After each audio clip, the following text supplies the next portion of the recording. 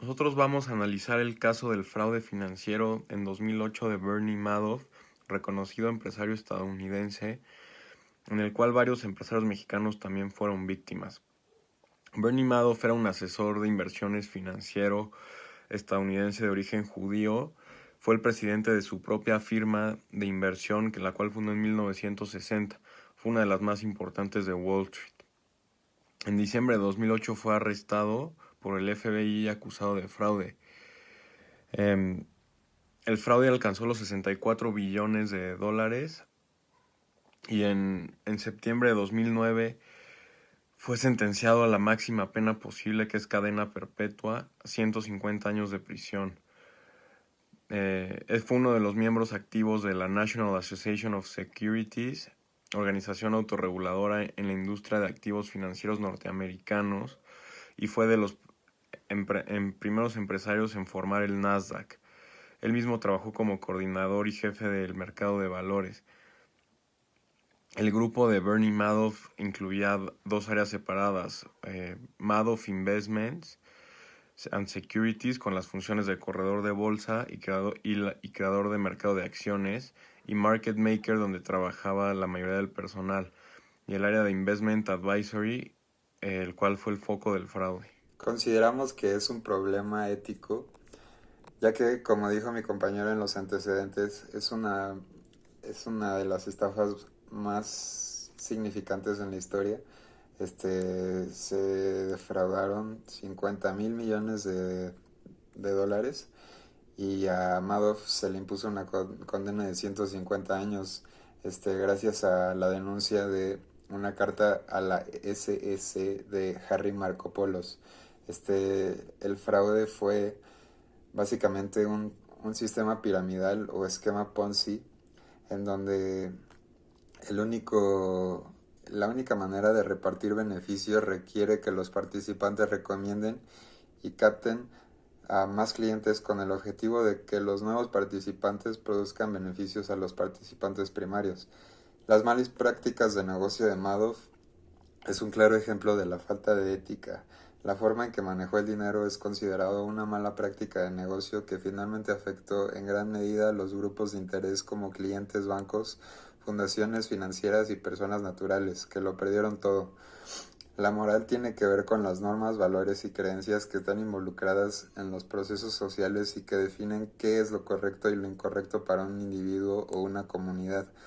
Bernard Madoff no puso en práctica los valores y las creencias que hace distinguir entre lo correcto e incorrecto con el uso de la razón, ya que esto es algo fundamental que siempre se deberían considerar al realizar una práctica de negocios.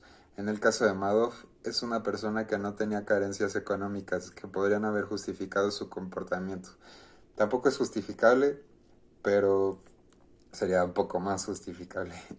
Es decir, que él era consciente de las consecuencias que dichas actitudes que podrían generar después.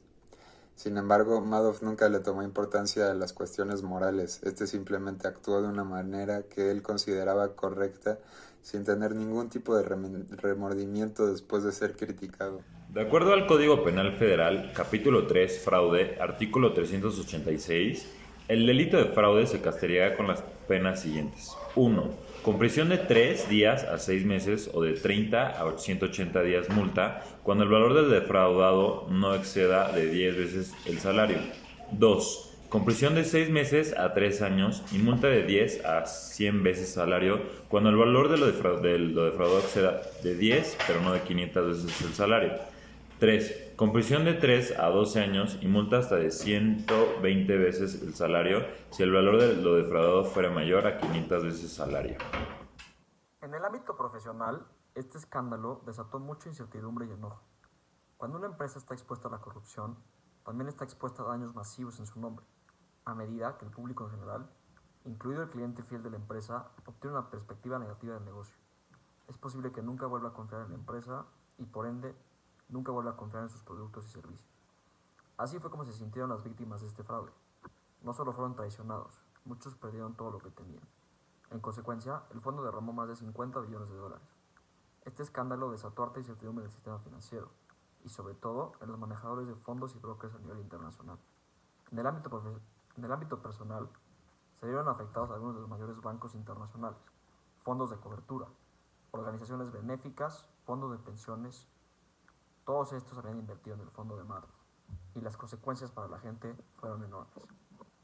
Cientos de individuos perdieron sus ahorros, algunos hasta se quedaron sin casa, algo que creía inimaginable. ¿Cómo fue posible que un hombre con tal reputación fuera capaz de hacer algo de este calibre? La conclusión para muchos fue que en verdad las apariencias engañan. Siempre hay que pensar 2 veces antes de entregarle tu dinero a alguien.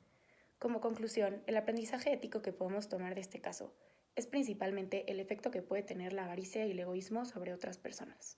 En este caso, como se mencionó anteriormente, su estrategia se basó en captar la mayor cantidad de clientes posibles y no tuvo problema de hacerlo ya que tenía la reputación y la fama que necesitaba para lograrlo. Esto lo llevó a entrar en un círculo vicioso del cual se enredó y del cual era casi imposible salir. Es importante mencionar que en las finanzas es fácil dejarse llevar por el dinero. Sin embargo, el impacto que se puede tener en otras personas es enorme.